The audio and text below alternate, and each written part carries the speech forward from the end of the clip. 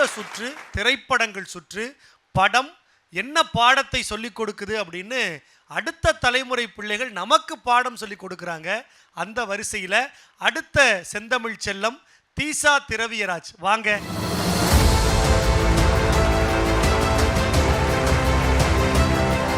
தீஷா வணக்கம். வணக்கம் ஐயா. கடந்த சுற்றில் 2 பேர் நின்று பேசுனீங்க. 2 பேருமே ஒரு மஞ்சள் வெளிச்சம் வாங்கி காத்திருப்பு பட்டியல் அப்படிங்கிற ஒரு இதில் நின்னீங்க.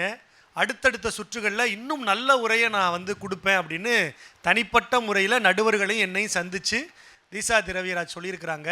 இந்த சுற்றில் நல்ல உரையை வழங்க தீசா திரவியராஜுக்கு முன்கூட்டியே ஒரு உற்சாகமான கைத்தட்டல்களால் வாழ்த்துக்களை சொல்கிறோம். சிறப்பாக பேசுவீங்க. என்ன தலைப்பு? அமரன். அமரன். தொடர்ந்து நல்ல தலைப்புகளில் தான் தீசா திரவியராஜ் பேசுவாங்க, நல்ல உரையை கொடுப்பாங்க. அமரன் அப்படின்னு சமீபத்தில் திரைக்கு எல்லோரையும் நாட்டுப்பற்று மிக்கவர்களாக சிந்திக்க வைத்த ஒரு நல்ல படம். இந்த உரையும் அப்படி ஒரு உரையாக அமைய மனமார்ந்த வாழ்த்துக்கள். சிறப்பாக பேசுங்க. காஷ்மீரை இந்திய ராணுவம் தன் துப்பாக்கி முனையில் அமைதிப்படுத்த போராடும் இந்த போராட்டத்தில் உயிர் தியாகம் செய்த மேஜர் முகுந்த் வரதராஜனின் வாழ்க்கை வரலாறை சொல்லும் அமரன் திரைப்படத்தின் ஆழமான சமுதாய கருத்தை அன்பான தமிழ் மக்களின் நெஞ்சில் பதிக்க வந்திருக்கிறேன். கேட்பவர்களே வணக்கம். அமரன் திரைப்படம் வாழ்க்கையை மட்டும் சொல்லவில்லை, இப்படியும் வாழலாம் என்பதையும் சொன்ன திரைப்படம்.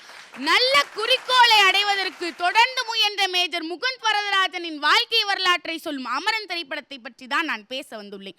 மேடை ஏறுவதற்கு பயம் என்றால் அதை உடைப்பதற்காக நாம் செய்ய வேண்டிய முதல் செயல் மேடை ஏறுவதுதான் என்று முகுந்த் சொன்ன வார்த்தை. பயம் என்ற ஒன்றை உடைக்க வேண்டுமானால் நமக்கு பயமே இல்லை என்று நினைக்க வேண்டும் என்ற கருத்தை ஆணித்தரமாய் சொன்னது. ஒரு போர்க்களமும் சதுரங்க விளையாட்டை போலதான், ஆனால் அது படை வீரர்களுக்கு பின்னே ராஜா நின்று போர் புரிவார். நான் ஒரு தலைவனாக இருந்தால் படை வீரர்களுக்கு முன்னே நின்று போர் புரிவேன் என்று ஒரு தலைவன் எப்படி இருக்க வேண்டும் என்று ஒற்றை வசனத்தில் அழகாய் சொன்ன திரைப்படம் இந்த அமரன் திரைப்படத்தில். இந்திய ராணுவத்தில் பணிபுரிவதற்காக எத்தனையோ நாடுகளிலிருந்து பல்வேறு மொழிகள் பேசுபவர்களாக ராணுவத்தில் சேர்ந்திருப்பார்கள். ஆனால் அத்துணை பேர் மனதிலும் தைரியம் வர வைப்பதற்கு கூட பாரதியின் அச்சமில்லை அச்சமில்லை அச்சமென்பதில்லையே உச்சி மீது வானிடிந்து வீழுகின்ற போதிலும் அச்சமில்லை அச்சமில்லை அச்சமென்பதில்லையே என்ற தமிழ் பாடலை இன்றும் ராணுவ வீரர்கள் பாடுகிறார்கள் என்பதை உணர்த்திய திரைப்படம். இந்திய ராணுவத்தில் பணிபுரியும் மேஜர் முகுந்த் வரதராஜன் ஐயா அவர்களின் கதையை சொல்லும் இந்த அமரன் திரைப்படத்தை திரையரங்குகளிலும் தொலைபேசியிலும் பார்த்த ரசிகர் பெருமக்கள் அனைவரும் முகுந்த் வரதராஜனின் தியாகத்தை எண்ணி வருந்தி இருப்பீர்கள். அதே நேரத்தில் முகுந்த் வரதராஜன் ஐயா அவர்களுக்கு அசோக் சக்ரா விருது வழங்கிய போது பெருமையும் கொண்டிருப்பீர்கள். ஆனால் அதே விருதை 21 வயதில் ராணுவத்தில் சேர்ந்து 3 படையெடுப்பாளர்களை 3 ராணுவ வீரர்கள் பயங்கரவாத எதிர்ப்பு போரில் மாட்டிக்கொண்டவர்களை 3 துப்பாக்கி குண்டுகள் தன் உடலை துளைத்த போதும் அவர்களை காப்பாற்றி 2 தீவிரவாதிகளை கொன்று வீரமரணம் அடைந்த மேஜர் தினேஷ் ரகுராமன் 2 பதுங்கி இருந்த 4 தீவிரவாதிகளையும் கண்டறிந்து 2 படையெடுப்பாளர்களையும் காப்பாற்றி வீரமரணம் அடைந்த மேஜர் சந்தீப் உன்னிகிருஷ்ணன். இதைவிட முகுந்தின் நேர்காணலில் அவர் வாயாலே சொல்லப்பட்ட ஒரு ராணுவ வீரனை பற்றி சொல்லவா? 2 தீவிரவாதிகளை கொன்ற திருச்சியை சேர்ந்த மேஜர் சரவணன் வீர் சக்கரா விருது பெற்றவர். இதைவிட என் உயிர் போனாலும் பரவாயில்லை, என் உடலை கவசமாக பயன்படுத்திக் கொள்ளுங்கள் என்று முகுந்த் செய்த துணை தாக்குதலுக்கும் அவருக்கு உறுதுணையாக இருந்து வீரமரணம் அடைந்து வீர் சக்கரா விருது பெற்ற மேஜர் சிப்பாய் விக்ரம் சிங் என எத்தனையோ அமரன்கள் இந்த நாட்டில் இருந்தார்கள். அவர்களை பற்றி உங்கள் முன்னால் நினைவு கூர்ந்ததில் பெரும் மகிழ்ச்சி அடைகிறேன். மொட்டை மாடியில் முகுந்தை பார்க்கும் போதோ இல்லை அவனுடன் தொலைபேசியில் பேசிக் கொண்டிருக்கும் போதோ மனமுடைந்து போகும் போதோ அவனது விருப்பத்திற்கு மதிப்பளித்து தன்னை கட்டுப்படுத்தி கொண்ட இந்து ரெபேக்கா வர்கீஸ் கதாபாத்திரம் நம்மை கவர்ந்தது. இன்றைய காலத்தில் இந்த பொதுமக்களா இந்த அமரன் திரைப்படம் கொண்டாடப்படுவதற்கு காரணம் இந்த திரைப்படத்தில் வரும் ஒரு ராணுவ வீரனின் தியாகமும் கணவன் மனைவிக்கும் இடையே உள்ள களங்கமில்லாத அன்பு மட்டும் காரணம் அல்ல, விரும்பிய துறையை தேர்ந்தெடுத்து பணிபுரிவதில் அடையும் மகிழ்ச்சியையும் காண்பிக்கின்றது. ஆக மொத்தத்தில் அமரன் திரைப்படம் மனதில் நிற்கும் ஒரு படம் என்று கூறி விடைபெறுகிறேன். நன்றி, வணக்கம்.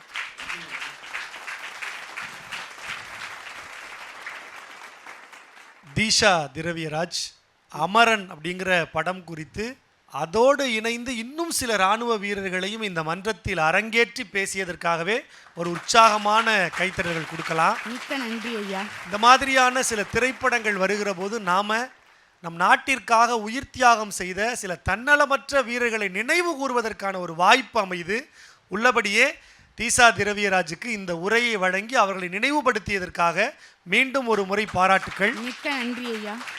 உங்களுடைய இந்த உரை நடுவர்களை எந்த அளவுக்கு கவர்ந்தது அப்படின்னு கேட்கலாம். முதல்ல அன்பிற்கினிய அண்ணன் திரைப்பட பாடலாசிரியர் கவிஞர் நிரஞ்சன் பாரதி அவர்கள். இந்த அமரன் திரைப்படத்தினுடைய முக்கியமான ஒரு ஹைலைட் நீ சொன்னது போல அச்சமில்லை அச்சமில்லை என்ற பாரதியாரினுடைய அந்த அமர வரிகள். அவருடைய வாழ்க்கையில் சில சுவாரஸ்யமான சம்பவங்கள் நிறைய செல்லம்மா பாரதி எழுதியிருக்காங்க. அதில் ரொம்ப மனதுக்கு உருக்கமான ஒரு விஷயம் என்னென்னா, அவர் தினந்தோறும் வெளியே போகும்போது, இது நிறைய பேருக்கு தெரியாது, பாரதியார் ஒரு அலங்கார பிரியர். கண்ணாடி முன்னாடி பல மணி நேரம் நின்று இந்த மீசை எந்த அளவுக்கு கூர்மையாக இருக்குது, முண்டாசு சரியாக இருக்கா, கோட்டு சரியாக இருக்கா என்றெல்லாம் பார்த்து விட்டுத்தான் செல்வார். அவர் இறந்த நாளன்றைக்கும் கூட அப்படித்தான் இருந்தார். அவர் தன்னுடைய அந்த கோட்டில் சில இப்போது இந்த இராணுவத்தில் பணிபுரிகிறாங்க இல்லையா, அதாவது நேவியில், அதற்கப்புறம் ஆர்மியில், அங்கெல்லாம் பணிபுரிபவர்கள் மாதிரி இங்கே கொஞ்சம் அழகான வேலைப்பாடுகள் கொண்ட சில பூக்கள்லாம் இங்கே தைச்சி இங்கே வச்சுருப்பார். பின்னாள் அவர் இறந்த பிறகு நிறைய பேர் என்ன நினச்சிட்டாங்கன்னா, சட்டையில் நிறைய ஓட்டை போல் இருக்குது, அதனால தான் அதை மறைப்பதற்காக இப்படி வைத்து கொண்டிருக்கிறார் அப்படின்னு. ஆனால் செல்லம்மா என்ன சொன்னாங்கன்னா, அப்படி இல்லை, அவர் தன்னை பாரத தாயினுடைய ஒரு இராணுவ தளபதியாக தன்னை நினைத்து கொண்டார். மனதளவில் அவர் தன்னை ஒரு நாட்டை காக்கின்ற ஒரு இராணுவ வீரனாக நினைத்ததால் தான் அப்படி ஒரு அலங்காரத்தை தன்னுடைய அந்த கோட்டில் அமைத்து கொண்டார். வறுமை காரணம் அல்ல, அதற்கு நாட்டை பற்றிய பெருமை காரணம் என்று செல்லம்மா எழுதியிருக்காங்க. அதுதான் எனக்கு நினைவுக்கு வந்தது. ஏன்னா உண்மையான ஒரு இராணுவ வீரன் யார் என்றால், எல்லோராலும் போய் எல்லையில் நின்று துப்பாக்கியை ஏந்தி எதிரியோடு போரிட முடியாது. 130 கோடி மக்களும் அதை செய்ய முடியாது, சிலரால் தான் அதை செய்ய முடியும். ஆனால் மனதளவில் ஒவ்வொருவனும் தத்தமது நாட்டுக்குரிய ஒரு இராணுவ வீரனாக இருக்கணும். அதுதான் பாரதியார் தன்னுடைய பாடல்களில் சொல்லியிருக்கிறது. அது எனக்கு நினைவுக்கு வந்தது உங்களுடைய பேச்சு. குறை என்று சொல்வதற்கு குறையொன்றும் இல்லை என்னை பொறுத்த வரைக்கும் உங்களுடைய பேச்சில். இந்த படத்தை நீங்கள் தேர்வு செய்தது பாராட்டுக்குரியது. ராகவ் அவர்கள் சொன்னது போல அமரன் பற்றி பேச வந்த நீங்கள் நிறைய அமரர்களை பற்றி எங்களுக்கு சொன்னீங்க. ஒவ்வொருவரும் அந்த அமரர்களாக மனதளவில் மானசீகமாக நம்முடைய பாரத தாயை வணங்கி வாழ வேண்டும் அப்படிங்கிற கருத்து அதில் இருந்தது. அமரன் அப்படிங்கிற திரைப்படத்தை பற்றி அழகாக பேசி ஒரு அமர காவியமாக எங்கள் மனதில் அதை நிலைநிறுத்திவிட்டு நீங்கள் போயிருக்கீங்க. வாழ்த்துக்கள். கவிஞருக்கு நன்றி. தொடர்ந்து எங்கள் அன்பிற்கினிய அண்ணன் சொல்லின் செல்வர் அவர்கள். அன்புக்கினிய தமிழ் பெருமக்களே, கடந்த சில ஆண்டுகளில் ஒரு குறிஞ்சி மலர் பூப்பதைப் போல தமிழ் திரையுலகில் ஒரு தேசபக்தி மிகுந்த ஒரு படத்தை ஒரு இன்றைய இளைய தலைமுறைக்கு புரிகின்ற வகையில் எடுத்தமைக்காக அந்த குழுவினருக்கு கூட சங்கரா சார்பாக ஒரு பெரிய பாராட்டு. அதில் எனக்கு என்ன ரொம்ப பிடிச்சதுன்னா, அந்த இராணுவ வண்டியில் போகும்போது எல்லா மொழி பேசக்கூடிய வீரர்கள், அங்கே வெறும் தமிழ்நாட்டு வீரர்கள் மட்டுமல்ல, எல்லா மொழி பேசக்கூடிய வீரர்களும் அந்த துப்பாக்கி முனையை அப்படி திருப்பி வச்சுக்கிட்டு, உச்சி மீது வாடி நின்று வீடுகின்ற போதிலும் அச்சமில்லை அச்சமில்லை அச்சம் என்பதில்லையே சொல்லிக்கிட்டே இருக்கும்போது தேட்டரே கைத்தட்ட ஆரம்பிச்சிருச்சு. அப்போ என்னன்னா, ஒரு கவிஞனுடைய கவிதை வரிகள் காலத்தை வென்றும் காரியமாக நிற்கிறது என்பதற்கு பாரதி ஒரு எடுத்துக்காட்டு. உன் வயசில் இதுக்கு மேலெல்லாம் பிரித்து பகுத்து ஆராய்ந்து பேச முடியாது. Super duper. ரொம்ப நன்றி ஐயா. நல்ல வாழ்த்துரைகளை நடுவர்கள் வழங்கியிருக்கிறாங்க. சிறப்பான உரையை தீசா திரவியராஜ் இந்த மன்றத்தில் வழங்கியிருக்கிறாங்க. ஒரு உற்சாகமான கைத்தட்டல்களால் நம் நன்றியை பரிசாக்குவோம். நன்றி. ரொம்ப நன்றி ஐயா. திரைப்படங்கள் சுற்றுல சிறப்பான உரைகளை நம்முடைய செந்தமிழ் செல்லங்கள் வழங்கிக்கிட்டு இருக்கிறாங்க. வீடுகள்ல இருந்து பார்த்து கொண்டிருக்கிற தமிழ் நேயர்கள் இந்த குழந்தைகள் இவ்வளவு அழகா பேசுறாங்களே அப்படின்னு ஆச்சரியமா பார்த்துட்டு இருக்கீங்க. இன்னும் சில குழந்தைகள் உங்களை ஆச்சரியப்பட வைக்க தயாராக இருக்கிறாங்க. அந்த வரிசையில அடுத்ததாக வந்து பேச இருக்கிற செந்தமிழ் செல்லம் மோகன்வேல், வாங்க.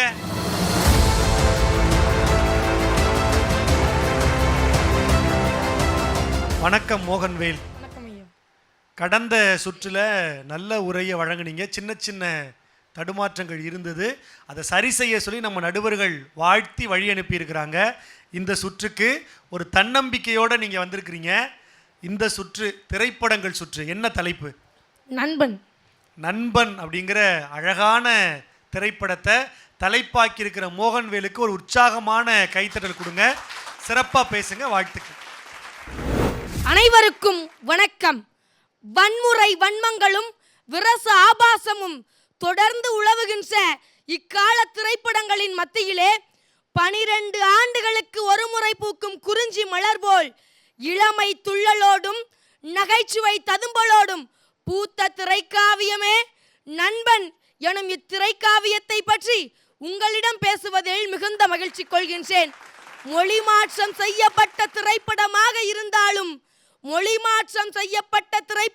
இருந்தாலும் பார்ப்பவர்களின் மனதை தன்வசப்படுத்தி பரவசப்படுத்தும் கதை அம்சமும் தரமும் கொண்ட திரைக்காவியமே இத்திரைப்படம்.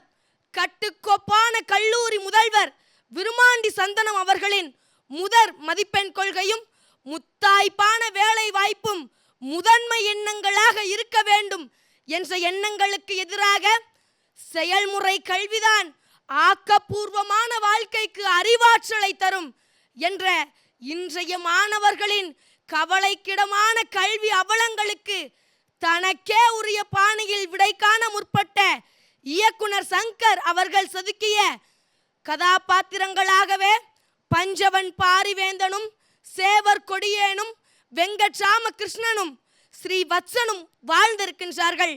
ஆர்ப்பரிக்கும் அருவியை கடும் பாறைகள் தடுத்து நிறுத்தி நீர்வடைகளாக மாற்றும் பொழுது நீர்நிலைகள் தரும் அழகினை போன்று எந்தவித சாகசங்களுக்கும் இடம் கொடுக்காமல் சாதாரண கல்லூரி மாணவனாக படைக்கப்பட்ட பஞ்சவன் பாரிவேந்தன் கதாபாத்திரம் நொடி பொழுதும் நம் மனத்திரையை விட்டு விலகவில்லை. எடுத்துக்கொண்ட இலக்கை விட்டுவிட்டு தனது பெற்றோர்களுக்காக தடம் மாறி அர்ப்பணிப்பு உணர்வோடு நிற்கும் வெங்கட்ராமகிருஷ்ணனின் ஆழ்மன காயத்திற்கு களிம்பு தடவி மீண்டும் அவனது லட்சிய ஓட்டத்தில் கரம் கொடுத்து தூக்கி விடும் பொழுது வறுமையின் வாசலில் வதங்கியும் தாழ்வு மனப்பான்மையால் தளர்ந்தும் தற்கொலைக்கே முயன்று தோற்கும் சேவர் கொடியேனின் எண்ணங்களுக்கு சாவு மணி அடித்து நம்பிக்கை எனும் விதையை அவனது மனதினுள்ளே விதைத்து இன்றைய இளைஞர்களுக்கு தேவையான எல்லாம் நன்மைக்கே என்ற நேர்மறை எண்ணங்களை நம் எண்ண அலைகளிலே அவிழ்த்துவிட்டு உத்வேகத்தை தரும் பஞ்சவன் பாரிவேந்தனின் கதாபாத்திரம் காட்சி அமைப்புகள் உலக தரம் வாய்ந்தது. பொதுநலத்தோடு தன்னலத்தோடும் பொது அறிவு இல்லாமலும் புத்தக புழுவாய் படித்து வெற்றி களிப்பில் மிதக்கும் ஸ்ரீவத்சன் இறுதியில் கொசகசி பசப்புகள் யார் என்று அறிந்து அடிபணியும் காட்சி இரு மாப்பின் மனத்தளர்வு என்றால் அது மிகையாகாது. பசுவின் தோளை போர்த்திய புலியை போல் நயவஞ்சகத்தாலும் நம்பிக்கை துரோகத்தாலும் வீழ்த்துகின்ற விசச்செடிகள் உழவுகின்ற இக்காலத்திலே நட்பை போற்றி வந்துள்ள நண்பன் திரைப்படம் கடைசி வரை நாம் போற்றி பாதுகாக்கப்பட வேண்டிய பொக்கிஷம் என்று கூறி வாய்ப்பிற்கு நன்றி கூறி விடைபெறுகிறேன். நன்றி, வணக்கம்.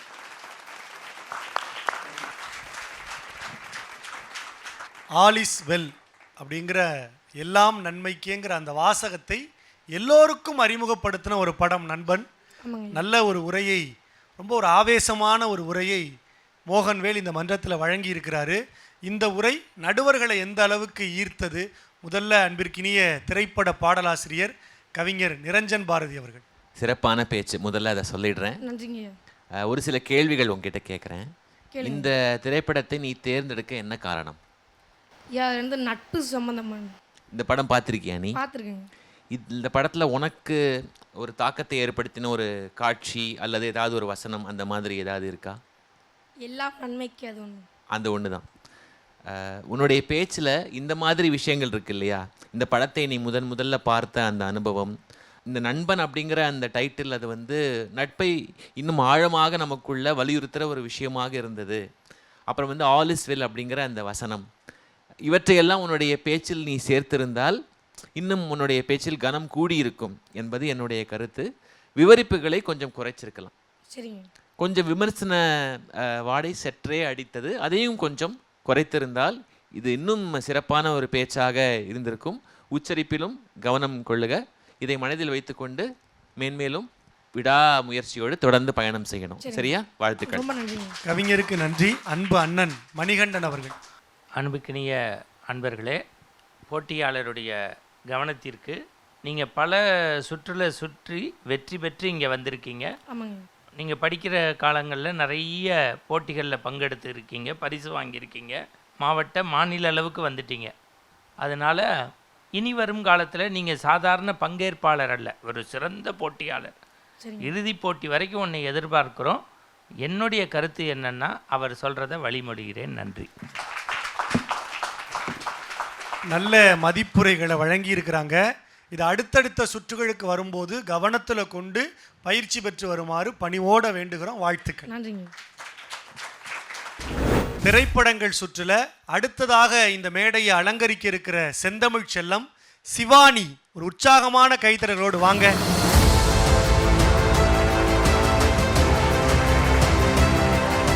சிவானி வணக்கம்.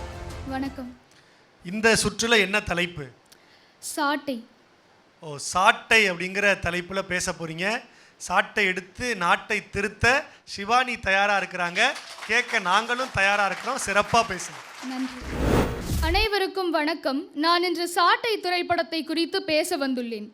இன்றைய சமுதாயத்தை பொறுத்தவரை ஆசிரியர்களாக இருந்தாலும் சரி, பெற்றோர்களாக இருந்தாலும் சரி, தன் பிள்ளைகள் திறமை மீது இருக்கும் நம்பிக்கையை விட அவர்கள் போய் சேரும் பள்ளிகளின் திறமை மீதுதான் அதிக நம்பிக்கை வைத்திருக்கிறார்கள்.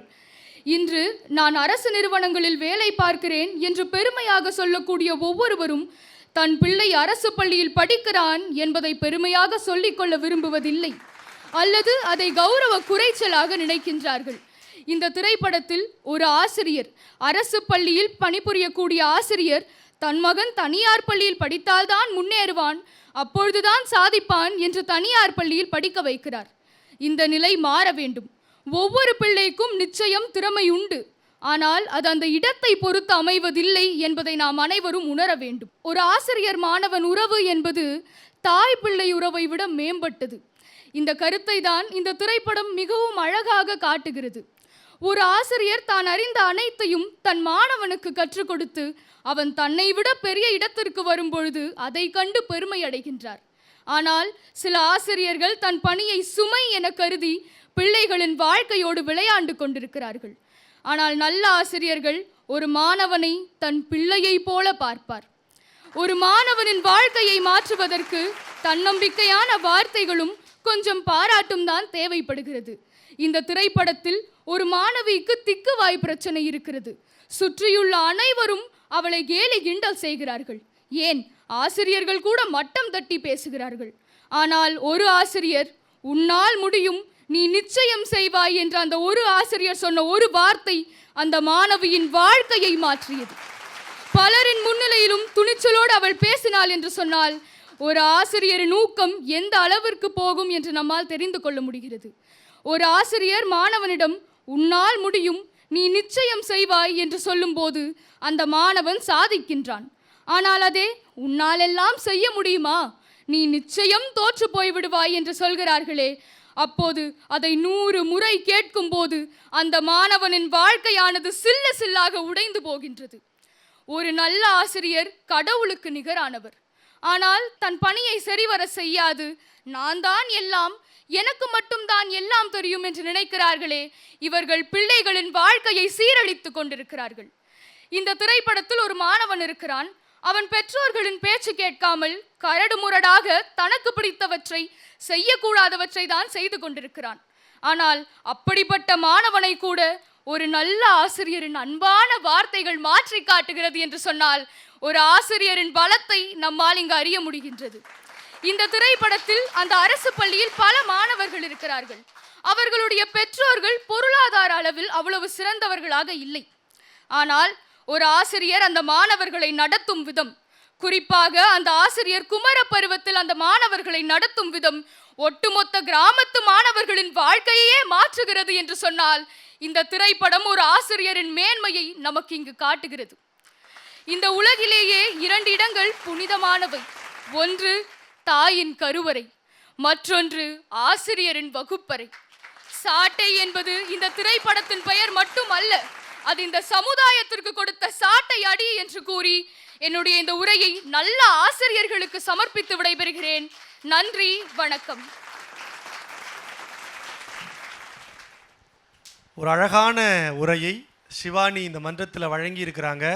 அகரங்களில் தொடங்கி நம்மை சிகரங்களில் ஏற்றி வைக்கிற ஆசிரிய அதிசயங்களுக்கு தன் உரையை சமர்ப்பித்திருக்கிற சிவானி, ஒரு நல்ல படம், அதை சரியான முறையில் நகர்த்தி கொண்டு போய் ஒரு நல்ல உரையை வழங்கியிருக்கிறீங்க. நடுவர்கள் என்ன மதிப்புரைகளை வழங்குறாங்கன்னு கேட்கலாமா? கேட்கலாம். முதல்ல எங்கள் அன்பிற்கினிய அண்ணன் சொல்லின் செல்வர் மணிகண்டன் அவர்கள். அதான் உன்னுடைய பேச்சு வேற லெவல். அது அந்த சாட்டை படம் ஒரு நல்ல படம். ஒரே வரியில் சொல்கிறேம்மா, உங்கள் அம்மா அப்பாவுக்கு நீ எத்தனை குழந்தைங்க? 2 குழந்தைங்க. ஒவ்வொரு தாய் தகப்பனுக்கும் தான் பிள்ளைங்க தான் தான் பிள்ளைங்க. ஆசிரியர்கள் தன்ட்ட படிக்கிற எல்லா பிள்ளையும் தான் பிள்ளையாக தான் நினைப்பான். அதை இன்றைக்கும் சொல்கிறேன். அது அரசு பள்ளியாக இருந்தாலும் சரி, தனியார் பள்ளியாக இருந்தாலும் சரி, மழலையர் பள்ளியாக இருந்தாலும் சரி, ஆசிரியருங்கிறது ஒரே ஜாதி. இன்னும் உலகத்திலேயே பொறாமை இல்லாத ஜாதி ஆசிரிய ஜாதி தான். இன்னும் சொல்லட்டுமா, நீங்கள் ஒரு பரிசு வாங்கினா, பாராட்டு வாங்கினா, உங்கள் பெற்றோர்களோட அதிக சந்தோஷமாக கர்வமாக அப்படி செம்மாந்து நடக்கிறது ஆசிரியர் தான். அந்த ஆசிரியரை மையப்படுத்தி, அரசு பள்ளியை மையப்படுத்தி அந்த படமும் உன்னுடைய பேச்சும் இன்னைக்கு ரொம்ப டாப்பு. உன்னுடைய வெளிப்பாடு ரொம்ப சூப்பர். வாழ்த்து. அண்ணனுக்கு நன்றி. தொடர்ந்து அன்பிற்கினிய அண்ணன் திரைப்பட பாடலாசிரியர் அவர்கள். உன்னுடைய மிகப்பெரிய பலம் உன்னுடைய சொற்களில், உன்னுடைய கருத்துக்களில் உனக்கு இருக்கக்கூடிய தீர்க்கமும் தெளிவும். இந்த சிறு வயதில் உனக்கு அது கிடைத்திருப்பது இறைவன் அளித்த வரம். அது ஒருபோதும் விட்டுவிடக்கூடாது. எனக்கு என்ன தோன்றியது அப்படின்னா, உன்னுடைய பேச்சை கேட்ட பிறகு சிவானி, கருத்து மழை பொழிகின்ற வான் என்று தோன்றியது. நீ எங்கள் மேல் சாட்டையை வீசியிருக்கலாம், நீ எங்கள் மேல் சாட்டையை வீசியிருக்கலாம், பதிலுக்கு நான் உனக்கு சாமரத்தை தான் வீசுவேன். வாழ்த்துக்கள். ஒரு அழகான மதிப்புரைகளை 2 நடுவர்களும் வழங்கி இருக்கிறாங்க. ஒரு உற்சாகமான கைத்தறல் கொடுங்க நம்ம நடுவர்களுக்கு.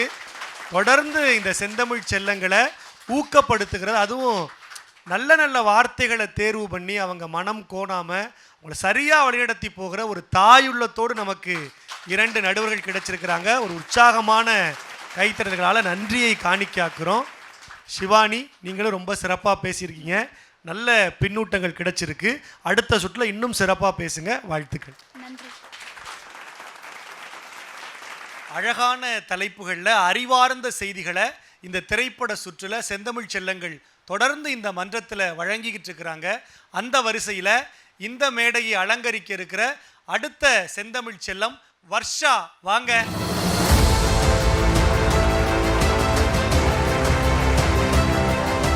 வர்ஷா, வணக்கம். வணக்கம்.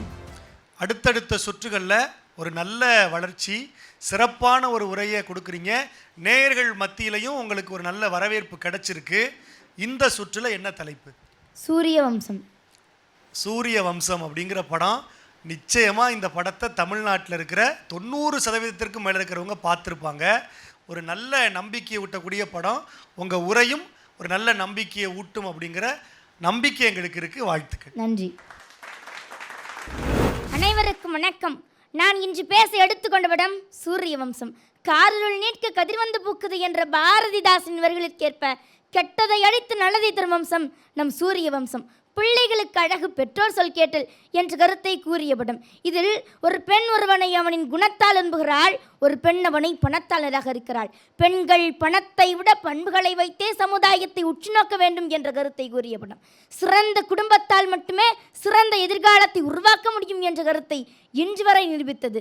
நட்சத்திர ஜன்னலில் வானம் எட்டி பார்க்குது, சிறகை விரித்து பரப்போம் என்ற பாடல் முன்னேற துடிக்கும் அன்றைய லட்சக்கணக்கான இளைஞர்களின் தன்னம்பிக்கை பானம். இட்லி உப்புமான்றதை கண்டுபிடிச்சி கணவரோட பாவத்தை வாங்கிட்டாலும் சாப்பாடை வீணாக்காம இருக்க யோசனையும் தந்தது.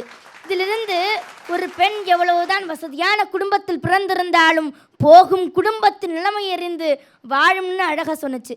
இதில் வரும் கதாநாயகி சமூகத்திற்கு நல்ல ஆட்சியராகவும் குடும்பங்கள் கொண்டாடும் நல்ல மருமகளாகவும் வாழ்ந்திருப்பாள். இதிலிருந்து ஒரு பெண் எவ்வளவுதான் உயர்ந்த பதவிக்கு போனாலும் பண்பாடு மாறாமல் இருப்பாள் என்று உணர்த்தியது.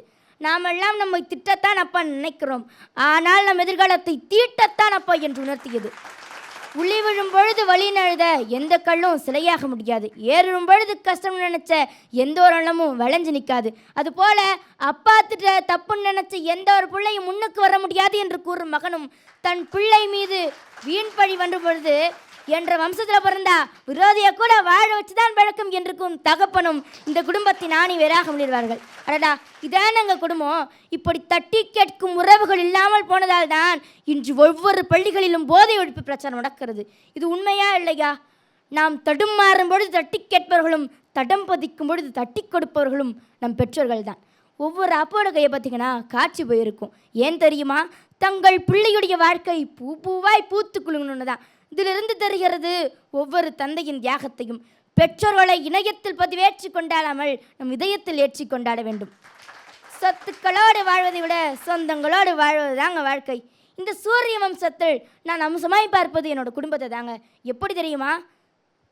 சோற்றோடு பாசத்தையும் சேர்த்து விட்டும் என் பாட்டி, என்னை வைத்து யானை சவாரி செய்யும் என் தாத்தா, பொறுப்பாக எண்ணெய் தேய்த்துவிடும் என் அத்தை, இதிலும் என்னை விட்டு கொடுக்காத என் பெற்றோர்கள். இந்த வரங்கள் எல்லாம் கிடைக்க பெற்ற அதிர்ஷ்டசாலிகளில் நானும் ஒருத்தி. இந்த உலகம் எவ்வளவுதான் மாறினாலும் மாறாதது உறவுகளின் உணர்வுகள் மட்டுமே. கடைசியாக ஒரே ஒரு கோரிக்கை, பெற்றோர்களின் முகத்தில் வரிவிழும் வயதில் முகவரி வேண்டாமே முதியோர் உள்ளத்தை. தூக்கே கிட்ஸா பிறந்து இந்த மேடையில் 25 வருஷத்துக்கு முன்னாடி வந்த படத்தை பற்றி பேசுகிறேன்னா அதற்கு காரணம் இந்த படம் சொன்ன பாடம், உழைப்பே உயர்வு தரும். நம் பெற்றோர்களை மதித்து வாழ்ந்தால் நம் வம்சமும் சூரிய வம்சம்தான். நன்றி, வணக்கம். வர்ஷா இந்த சுற்றில் ரொம்ப அழகான ஒரு உரையை வழங்கியிருக்கிறாங்க. கடந்த முறை நடுவர்கள் சொன்ன அந்த பின்னூட்டங்களை எல்லாம் உள்வாங்கி இந்த சுற்றில் இன்னும் கொஞ்சம் தன்னை இயல்பாக வெளிப்படுத்தி இந்த உரையை வழங்கியிருக்கிற வர்ஷாவுக்கு ஒரு உற்சாகமான கைத்தறல்களை கொடுக்கலாம். ரொம்ப சிறப்பாக பேசியிருக்கீங்க. நடுவர்கள் கிட்ட கேட்கலாம். முதல்ல அன்பிற்கினிய அண்ணன் திரைப்பட பாடலாசிரியர் கவிஞர் நிரஞ்சன் பாரதி அவர்கள். ஒரு வேகப்பந்து வீச்சாளராக இந்த அரங்கத்தில் தோன்றிய வர்ஷா அவர்கள் ஒரு மிதவேக பந்து வீச்சாளராக மாறினால் பல இதயங்களை விக்கெட்டுகளாக எடுக்க முடியும். உன்னுடைய உள்ளடக்கத்தில், உன்னுடைய உடல் மொழியில், உன்னுடைய கருத்துக்களில் எந்த குறைபாடும் எனக்கு தெரியல. இந்த முதல்ல சொன்ன அம்சத்தை மட்டும் கொஞ்சம் மாற்றிக்கொண்டால் இன்னும் நீ சூரியன் அளவுக்கு பிரகாசிக்க முடியும். நன்றி ஐயா என்பது என்னுடைய கருத்து. இன்னொரு பாராட்டும் உனக்கு சொல்லணும். என்ன அப்படின்னா, விமர்சனமாக இந்த படத்தை கடந்து போகாமல் விழுமியங்களாக இந்த படத்தை நீ பார்த்திருக்கிறாய். அந்த விழுமியங்கள் என்னென்ன என்பதை ரொம்ப அழகான உன்னுடைய சொல்லாட்சியால், கவித்துவமான மொழியால் இந்த அரங்கத்துக்கு ஒரு என்ன சொல்கிறது, இதமான ஒரு விதத்தில் நீ எடுத்து வச்சிருக்கிறாய். அதாவது ஒரு கேளிக்கை திரைப்படம் தான் அது. படம் சொன்ன விழுமியங்களை நீ அழகாக சொன்ன. அந்த விழுமியங்களே உன்னுடைய வாழ்க்கையாகவும் நீ அமைத்து கொண்டால் அந்த கேளிக்கை வாழ்க்கையாகும் போது உன்னுடைய பிறப்பே ஒரு கொண்டாட்டமாக இருக்கும். நல்ல ஒரு செய்தியோட இந்த அரங்கத்துக்கு எங்களை மகிழ்வித்தமைக்கு நன்றி, வாழ்த்துக்கள். நன்றி ஐயா. கவிஞருக்கு நன்றி. தொடர்ந்து எங்கள் அண்ணன் சொல்லின் செல்வர் அவர்கள். தேவயானியும் அந்த படத்தில் தான் நடிச்சிருப்பாங்கன்னு நான் நினைக்கிறேன். ஒரு விருது வழங்கக்கூடிய விழாவில் சும்மா அவங்களுக்கு அப்படியே கடந்து போகக்கூடிய, நான் ஒரு 15 நிமிஷம் பேசுகிறேன், அடுத்து அவங்க அப்போ நான் விளையாட்டாக அவங்கள்ட்ட சொன்னேன், நீங்கள் எந்த படம் நடிச்சிருந்தாலும் என் தலைவனுக்கு ஒய்ஃபாக நடித்த செல்லம்மாங்கிற ஒரு படம் போதும் உங்கள் வாழ்க்கை ஃபுல்லாக பேசுகிறதுக்கு. அந்த தேவயானியே நீங்கள் படித்த படத்தை பற்றி ஒரு 10 நிமிஷம் பேசுங்கன்னா இப்படி பேச முடியுமான்னு எனக்கு தெரியல. உன்னைய பார்க்கும்போது ஒரு குட்டி தேவதை தேவயானியாக வந்து பேசின மாதிரி எனக்கு தெரியல. ரொம்ப பிரமாதமாக பேசினடா, ரொம்ப அழகாக பேசினேன். ஏன்னா நான் நிறைய திரைப்படங்கள் பார்ப்பேன், திரை விமர்சனம் பார்க்குறேன். திரை விமர்சனம் வேறு, திரைப்படத்தை பற்றி மேடை பேச்சு வேறு, ரெண்டுக்கும் வித்தியாசம் உண்டு. நீ வந்து அவர் சொன்ன மாதிரி அதை உன் குடும்பத்தோடு சேர்த்துக்கிட்டு அதுலேருந்து எடுத்துக்கிட்டு பேசினது. நிலக்கல்லைக்கு நடுவில் முந்திரி பருப்பு இருந்தால் சாப்பிட்டு சுவையாக இருக்குன்னு சொல்லலாம். எல்லாமே முந்திரி பருப்பாக இருந்தால் எதை சொல்கிறது? வாழ்த்து. நன்றி ஐயா. 2 நடுவர்களும் ஒரு உற்சாகமான வாழ்த்து செய்தியை பகிர்ந்திருக்கிறாங்க. வர்ஷாவுக்கு கைத்தட்டல்களால் நம்முடைய வாழ்த்துக்களையும் பகிர்ந்து கொள்வோம். நன்றி. சிறப்பான உரைகளை செந்தமிழ் செல்லங்கள் அழகாக வழங்கி கொண்டிருக்கிற இந்த தருணத்தில் தொடர்ந்து எல்லா சுற்றுகள்லையுமே நல்ல உரையை பதிவு செய்து வந்திருக்கிற நடுவர்களிடம் நல்ல பாராட்டுகளை பெற்று ஒரு நம்பத்தகுந்த நம்பிக்கையான போட்டியாளர் அப்படின்னு இந்த பயணத்தில் கண்டறியப்பட்டிருக்கிற அன்பிற்கினிய செந்தமிழ் செல்லம் ஜாக்சிகா, வாங்க.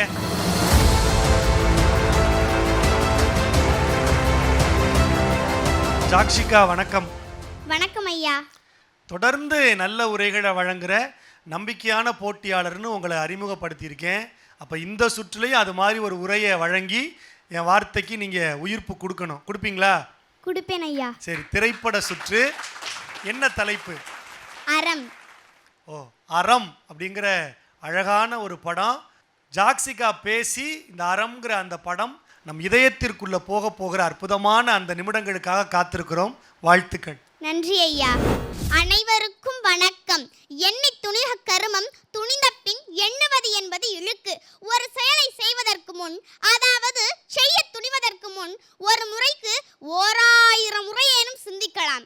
ஆனால் துணிந்து இறங்கிய பின் ஒரு முறையேனும் சிந்திக்க கூடாது என்ற வள்ளுவரின் கருத்தை ஒருங்கே கொண்டு என் மனதில் அச்சாணி அடித்தது போல் பதிந்துவிட்டது அறம் திரைப்படம். சாமானிய மக்களின் அரசியலை அழுத்தமாக பேசியிருக்கும் கதைதான் அறம்.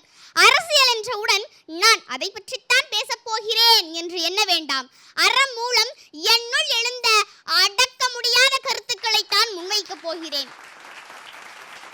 இந்த கிராமத்து மக்களுக்கு குடிநீர் ஒன்றே பெரும் போராட்டம் என்ற நிலையில் அன்றாட பசியை போக்க கருவேலம் உள்வெட்டும் வேலைக்கு செல்லும் போது வேலையின் தீவிரத்தில் குழந்தையை கவனிக்க தவறிய தாய் இறுதியில் கண்டது ஆழ்துளை குழாயில் சிக்கிய குழந்தையைத்தான். சுற்றி இருப்பவர்கள் மற்றும் ஊர்க்காரர்களின் உணர்ச்சி வீண்போக ஊடகங்கள் ஒரு பக்கம் இரத்த கொதிப்பை ஏற்படுத்த இறுதியில் வருகிறார் மாவட்ட ஆட்சியாளர் மதிவதினி. தன்மேல் திணிக்கப்படும் அழுத்தங்களை எதிர்கொண்டு இறுதியில் என்ன நடக்கப் போகிறது என்ற பதட்டத்துடன் கொண்டு செல்வதே கதைக்களம். அறம் கிணற்றுக்களாய் கிடக்கும் அதிகார வர்க்கத்தின் மீது இறங்கும் மாணி என தனது விமர்சனத்தை முன்வைத்தது விகடன். இத்திரைப்படத்திற்கு பிறகு உண்மையிலேயே அனைவரையும் உலுக்கி எடுத்த செய்தி சுஜித். குடிநீர் என்ற ஒன்றினால் ஏற்படும் பிரச்சனை இன்னும் எத்தனை உயிர்களை பலியெடுத்தது என்பது எண்ணிலடங்கா. ஒருவரின் அலட்சியம் கடினப்படும் வறுமை மக்களின் மீது சுமையாக இறங்குகிறது.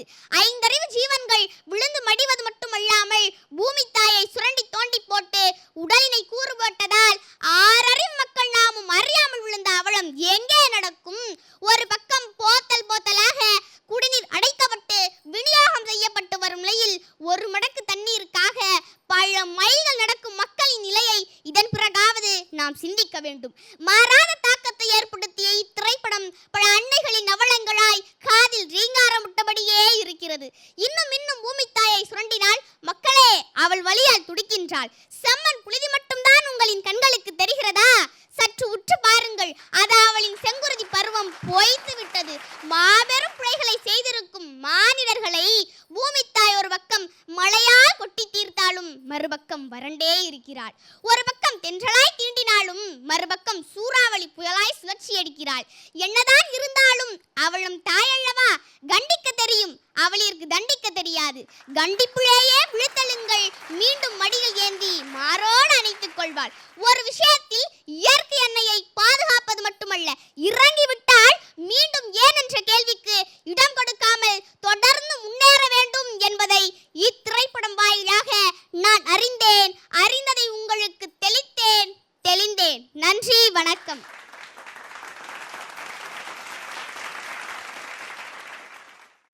ஜாக்சிகா, அப்படியே படன்னு பேசக்கூடிய ஜாக்சிகா இன்னைக்கு ரொம்ப அழகாக அறம் அப்படிங்கிற திரைப்படம் குறித்து பேசியிருக்கிறீங்க. எப்படி இருந்ததுன்னு கேட்கலாமா? கேட்கலாம் ஐயா. முதல்ல எங்கள் அன்பிற்கினிய அண்ணன் சொல்லின் செல்வர் அவர்கள். அன்புக்கினிய பெருமக்களே, நான் அறம் படத்தை ஒரு 6 முறை பார்த்தேன். நயன்தாராவை பிடிக்குங்கிறதுக்காக 4 தடவை பார்த்தேன்.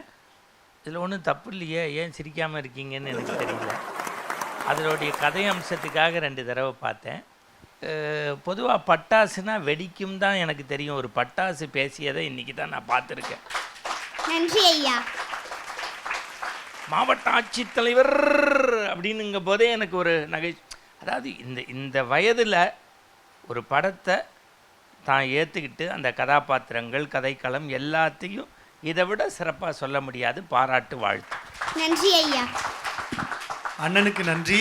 கவிஞர் நிரஞ்சன் பாரதி அவர்கள். உன்னுடைய பேச்சில் எனக்கு தெரிந்து என்ன சொல்கிறது, நிறைகள் தான் அப்படியே பொங்கி வழிகின்றன. நன்றி ஐயா. எதை பாராட்டுவதுன்னு தெரியல. உன்னுடைய அந்த வீராவேசமான அந்த உணர்ச்சி ததும்பக்கூடிய பேச்சா, ஆற்றொழுக்கான அந்த நடையா, அழகான அந்த சொல்லாட்சியா, அதாவது இந்த பழத்தை நீ அணுகின விதம் ரொம்ப சிறப்பாக இருந்தது. குரலோடு தொடங்கினாய் அல்லவா? நன்றி ஐயா. அது ரொம்ப சிறப்பாக இருந்தது. ஆனால் எங்கே உன்னுடைய சாதுரியம் தெரிந்தது அப்படின்னா, நீ அந்த தளத்தில் மட்டும் சென்று பேசலை.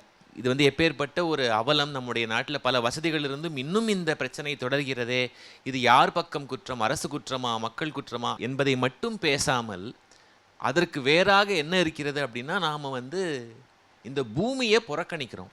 பூமி தாய்க்கு, அவளும் ஒரு பெண் இல்லையா? பெண்ணுடைய இயல்பான குணம் கருணை, மன்னித்தல்.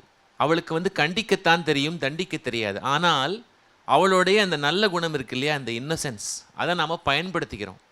அந்த சூழலியல் உணர்வோடு உன்னுடைய பேச்சை நீ அமைத்திருந்த விதம் ரொம்ப சிறப்பு. அதுதான் உன்னுடைய பேச்சை தனித்து காட்டியது என்று நான் சொல்லுவேன். உன்னுடைய இந்த என்ன சொல்கிறது, ரொம்ப நிறைய ஹோம்ஒர்க் பண்ணியிருக்க. இந்த படத்தை நினச்சிருந்தா காட்சிகளாக விவரித்து சில எல்லாரும் மாதிரி அந்த அரசியல் சார்ந்த அந்த விமர்சனங்களை வச்சுட்டு நீ போயிருக்கலாம். ஆனால் அதையும் தாண்டி எல்லோருக்குமான ஒரு அறிவுரையாகவும் இருக்கணும் என்கின்ற கருத்தோடு அந்த சூழலியல் உணர்வு, இது நாம் இருக்கின்ற இடம், நம்முடைய அம்மா இந்த பூமியும் என்கின்ற கருத்தை நீ எல்லார் மனதிலும் விதைத்திருக்கிறாய் என்று சொல்லணும். இறுதியாக சொல்லணும் அப்படின்னா, அந்த அறம் திரைப்படம் மண்ணுள் ஆழ்துளையிட்டதை பற்றி பேசியது. உன்னுடைய பேச்சு என்னுள் ஆழ்துளையிட்டதை பற்றி பேசியது.